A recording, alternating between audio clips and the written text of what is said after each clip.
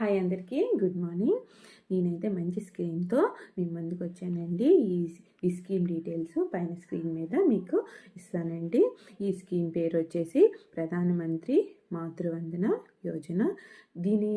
దీనికి ఎవరైతే అర్హులైతే, ఇది ఎవరైతే గవర్నమెంట్ కానీ ప్రైవేట్ సెక్టార్లో వర్క్ చేయరో అండ్ హౌస్ వైఫ్ అయ్యి ఉండి వాళ్ళ ఫస్ట్ ప్రెగ్నెన్సీలో వాళ్ళకైతే సెంట్రల్ గవర్నమెంట్ తరపున 5,000 అకౌంట్లోకి క్రెడిట్ అవుతాయండి.